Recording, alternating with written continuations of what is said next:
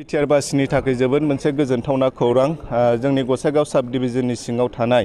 बे बलामगुरि आइटिआइआव दिनै मानगोनां आसामनि chief minister doctor Himanta Biswa शर्माजों लोगोसे अशोक सिंघाल केबिनेट मिनिस्टार जयन्त मल्ल बरुवा आरो जोंनि बिटिआरनि चिफ मानगोनां प्रमद बर' सार आरो जोंनि गोबां इएम जिएम एमएलए आरो जोंनि दैदेनगिरि बिथांमोना दिनै बेवहाय मोनसे फिथा हानाय हाबाफारियाव बाहागो लागोन आरो बे हाबाफारिनि गुबै थांखिया बेनो जे बे बलामगुरि आइटिआइआव बेवहाय मोनसे कन्स्ट्राक्शन स्किल ट्रेनिं सेन्टार बेवहाय मोनसे कन्स्ट्राक्शनखौ माबायदि खालामनाय जायो बिनि मोनसे ट्रेनिं सेन्टारखौ बेवहाय बेखेवनाय जागोन।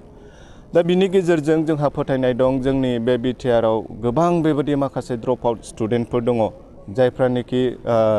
जाय लाइमोनफ्रानोखि दिनै खुनु मोनसे साखरि बाखरियाव गावखौ थिसनना लानो हायाखै दा बिथांमोना